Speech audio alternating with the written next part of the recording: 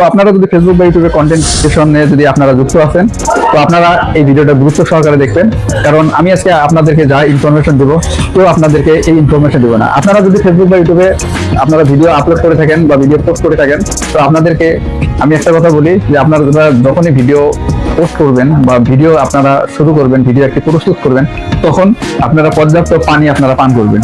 কারণ যখন আপনার কণ্ঠ যখন পানি আপনারা পান করবেন, তো কণ্ঠটা ভালো থাকবে, আপনার ভয়েস কোয়ালিটি ভালো থাকবে, তো দর্শক আপনার ভয়েসে অ্যাটেনশন দিবে। তো বন্ধুরা, আপনারা যদি আমার এই কথাটি যদি আপনাদের ভালো লাগে, তো আপনারা এই ট্রিকটি আপনারা ব্যবহার করতে পারেন। আর যদি ভালো না লাগে আপনাদের হিসাবে, তো আপনারা আপনাদের মতো করে আপনারা টিপস আপনারা নিতে পারেন।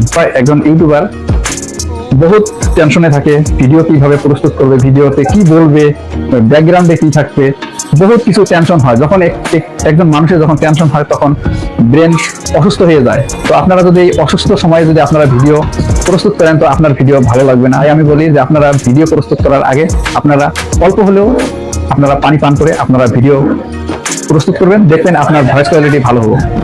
সবাই ভালো থাকবেন, সুস্থ থাকবেন, আল্লাহ হাফেজ।